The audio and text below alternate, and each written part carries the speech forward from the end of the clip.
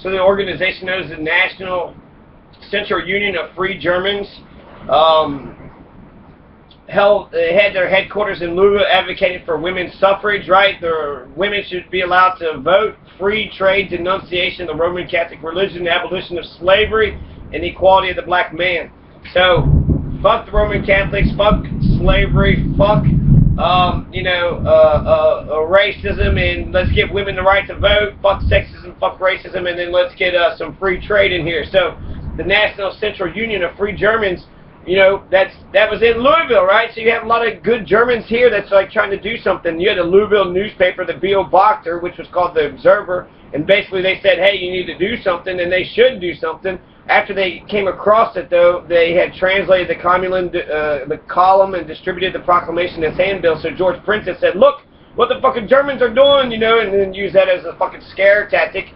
Native-born citizens of Louisville gathered in front of the office of the Beobachter, and the editor of the paper had to flee for his life. Several Kentucky newspapers blamed Kentucky Senator Henry Clay's loss against James K. Polk on the foreign vote. Many Whigs started to drift towards nativism. By 1845, Walter Haldeman, editor of the Louisville Morning Courier, began to take up the noting off the nativist cause, attack the Catholics. The nativists held their first national convention. Nativists began to call themselves the Native American Party. Haldeman represented Louisville, so fucking Walter Haldeman. Big fucking racist bastard, right? Big fucking know-nothing piece of shit. Fucking Society of the fucking Star-Spangled Banner. In 1849, the Louisville German newspaper Anzinger, a.k.a. Indicator, encouraged Germans to retain their native language and customs. Their organization, known as the National Central Union of Free Germans, had their headquarters in Louisville, advocated women's suffrage, free trade. I'll say it again because these are good stuff. Denunciation of the Roman Catholic religion, abolition of slavery, equality of the black man. You can have any religion you want to, but the Roman Catholic Church has killed lots of fucking people for like 500 years. The Holy Roman Empire, just the Spanish Inquisition, just willy-nilly just fucking killed anybody who wasn't a Catholic, who, you know, just like the fucking know-nothing Protestants. There's only one certain type of man that was acceptable and was only acceptable to their fucking definitions, and that's what they're doing. So basically it's like they're trying to out-Puritan each other. No, we're fucking more, you know, psycho than the other. We're more strict than the other. We're more oppressive than the other. This makes no sense. It makes no sense. And Know Nothing's won great victories. It almost makes you think of actually like Sinead O'Connor. She gets on Saturday Night Live, rips up a picture of the Pope, and then gets all that flack. And, you know, she was actually really fucking, you know, she saw things beforehand. She was child abuse. Yeah, child abuse. And then she becomes a priest. So basically, they fucking beat them up and shame them, and then they start kissing ass to the establishment. So, you know, hitting people up upside the head fucking has a type of Bill Maher, right? He got in trouble for saying that the 9/11 terrorists weren't fucking cowards, which he's right about, but because he said it, you know, wasn't sensitive and shit, he has actually been hugging onto a lot of the establishment shit now. So, it almost seems like he volunteers. He says, no, I'm not fucking radical. I love the establishment. I don't want to hear about you loving the establishment. Know Nothing's won great victories in Jefferson County in August 1854, and then April 7th, 1855, John Barbie won the Know Nothing Party ticket for mayor of Louisville. So April 7th, right, they have a fucking election day, John Barbie, yay, Know Nothing Party wins. They take over the whole fucking thing, and it's still not enough for them, okay? The race for governor and state election officials is coming up in August. They have the entire political machinery. They got the fucking mayorship, but they're going to still use fucking violence in order to achieve their ends. Just like the KKK, just like the fucking racist whites, the whole fucking communities that would be standing in their Sunday's best with the fucking black man, right? So the black man's lynched in a fucking tree, and none of the white people had any fucking shame. They weren't embarrassed. They weren't humiliated. They weren't like running or afraid that, you know, they wouldn't be able to fucking get to do their thing. So they have Know Nothing's won great victories in Jefferson County in August 1854, and in April 7th, 1855, John Barbie won the Know Nothing Party ticket for mayor of Louisville. April 17th, 1855, George Princess, a Whig Party member, turned to the Know Nothing Party, hoping the new party would save the Union from dissolving the country over the issue of slavery. May 5th, 1855, Know Nothing's gained control of Jefferson County City Hall, right? Shuffling in the fucking dead bodies of the Irish and Germans, so who knows how many actually live, since they controlled the fucking politics and the officials and shit. They'd be able to kill unlimited amounts of peasants and hide them, and who the fuck would be able to tell them to stop? They didn't have any organized fucking militias here, you know, whereas they did in Cincinnati, and so Cincinnati Germans were able to fight and protect themselves, whereas the fucking Louisville Germans were basically scared out of Dodge, until the Civil War, and then the Civil War came and then showed that slavery and everything the Germans were talking about were absolutely fucking right, so therefore they came back and, made Louisville what it is today. July 8th, 1855, installed kindergarten and constructed all those things. So July 8th, 1855, a large mob gathered around the Catholic Church on 5th Street. A rumor circulated that the Irish stored arms in the church, prepared to use them in the upcoming state elections. The mob found out the church didn't contain any arms. A few days later, the Louisville Public Board fired all the Catholic teachers except for one. So the city council, they had actually, I think they fired like all the fucking Germans or Catholics or something. I don't know. The Germans fired like a whole bunch of fucking people, and then they changed all the fucking street signs too. So this is amazing. This Louisville Public School Board fired all Catholic teachers. If you was a fucking Catholic and you was a teacher in JCPS, you got fired in 1855. So they, these fucking Anglo-Saxon Protestants are absolutely fucking lunatics. They're absolutely fucking lunatics. They have, they found the church didn't contain any arms, right? So they're sitting there scaring themselves. There's a big church. I bet it has weapons and guns. Where'd you come up with? Did you just make it? Did you just make that up? Did you just fucking, you imagined it and then you just said it? And now all of a sudden it's true and we got to fucking, And so they check it. There's no fucking arms, so no big fucking deal. But because of the hatred that's going around, because of the know-nothings taking control of the entire, political machine, they fired all the fucking Catholic teachers except for one, all of them. So all the Irish, all the German Catholics were without a teacher. So basically they need to educate the fucking students on their own, and they've totally gotten away with that. And actually, I don't understand why they wouldn't do something like that. Louisville Democrat and the Louisville Daily Journal attacked each other and fanned the flames. The Journal portrayed the Democrats as the destroyers of the Union. Know-Nothings was the one true savior of the nation. George Prentice stated the nation must deal with the foreign hordes. He stated that the Pope sought to rule this country. The Democrats struck back, stating that the Know-Nothings were the worst class of voters. On the day before the August 6 elections, on Bloody Monday, right? So it would be that Sunday. It would be Bloody Monday Eve. Prentice published the following advertisement: "Let the foreigners keep their elbows to themselves today at the polls. Americans, are you all ready? We think, we hear you, shout ready. Well, fire, and may heaven have mercy on the foe." Let the foreigners keep their elbows to themselves today at the polls.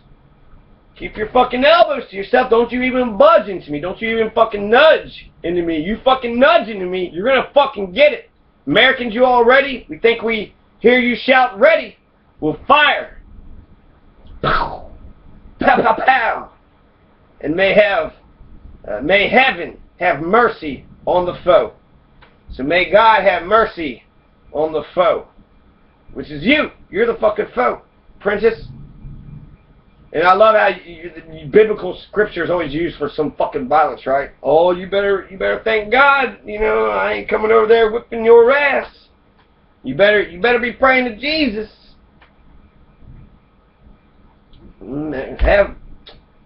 May heaven have mercy on your soul. So anyways, that's what he said right before the election day. So they totally blamed him for the fucking riots and for all the fucking bullshit that happened just before the election. Know-Nothings held a 1,500-man torchlight procession.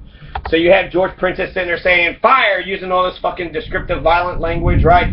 Don't you fucking elbow me at the polls or else I'm gonna fucking shoot you. Don't elbow me at the polls. This is what George Prentice is saying, right? Let the foreigners keep their elbows to themselves today at the polls. Americans, are you all ready? We think, we hear you, shout ready. Well, fire, and may heaven have mercy on the foe. So keep your elbows to yourself. Fire. Let's go vote, right? Let's go vote with our guns and violence. As George Prentice, they already were mayors, and they wanted to, I guess, take over the fucking state houses too. So I mean, but that's the entire state. It's not just Louisville, so it makes no sense. It's basically, it seems like a bunch of fucking, it's mob rule. It sounds like the whole white community when they're fucking lynching a black man. So there's nobody fucking saying, no, stop, don't do this shit. They use violence in order to intimidate. And then once they use violence, that's the dividing line. So there's white Anglo-Saxon Protestants and then everybody else. So then, there's black people, then there's this is the black man, then there's everybody else. And that was like, in a way, that's how the Germans and the Irish become adopted into the fucking white Anglo-Saxon Protestant system, was by adopting their white supremacist fucking bullshit perspectives. So they had a 1,500-man torchlight, so he's sitting there saying, you know, in flaming language, all this fucking bullshit. They have 1,500 man, so big fucking mob is going around at midnight. At midnight, they went ahead and took control of the polls. There was only 8 wards, so they went ahead and took control of each one of the fucking voting precincts.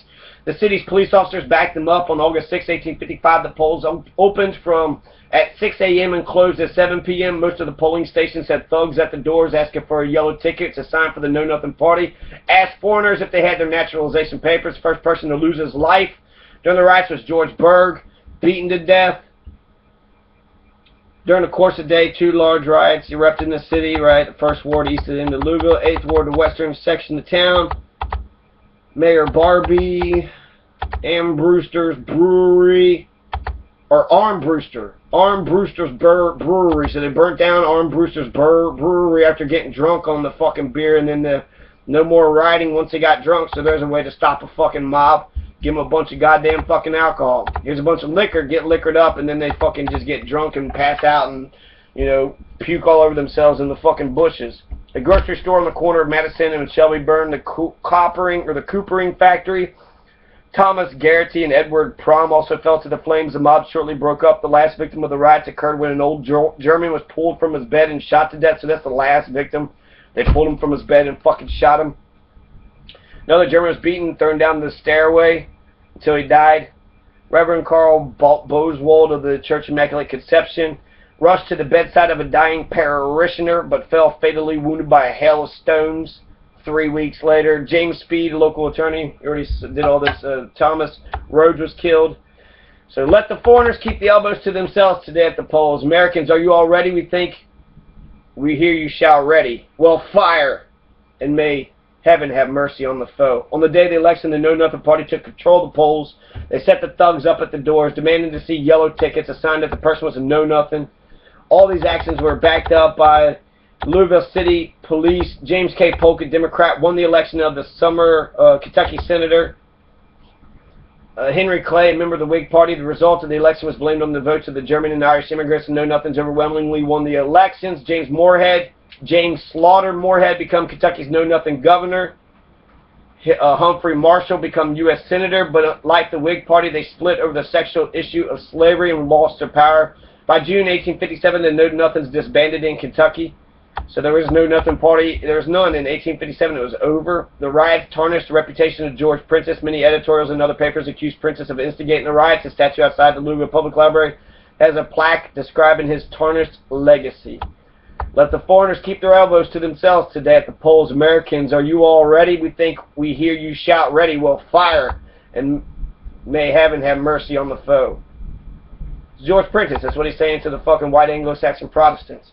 And I don't actually think that the fucking Know Nothings just fucking bailed out. They said that they lost 2 years later. No fucking way. They just took over the entire fucking state. They got the fucking governor. They got a fucking mayor. They might not have been mayor in 2 years, but there's still some of the machinery around, and then you had the Civil War. So I think the Know Nothing political party definitely had to go down because Louisville government and eventually Frankfurt goes to the Union, right? So there's enough fucking good people that side with Lincoln in the Civil War. So the Know Nothings had to go somewhere.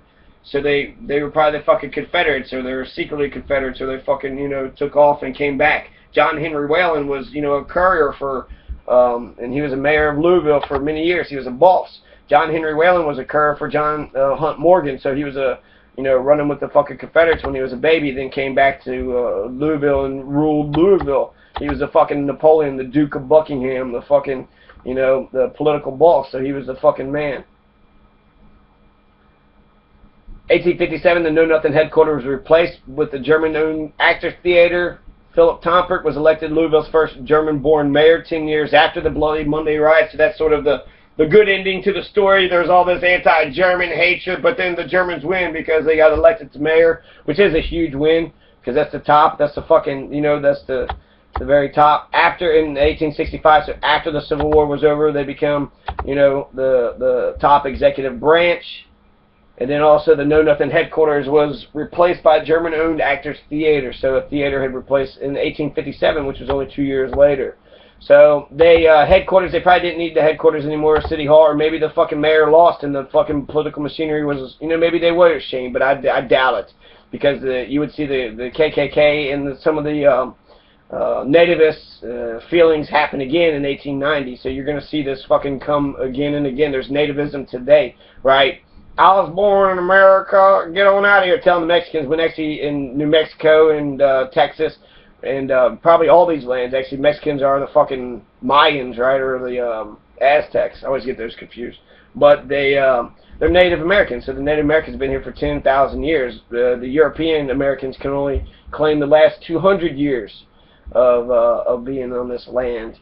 So they're the nativist. I don't fucking think so. You're maybe more nativist than a fucking Swede, but you're not the original Native Americans. That's the Shawnee, Skipikitiki, Shinoa.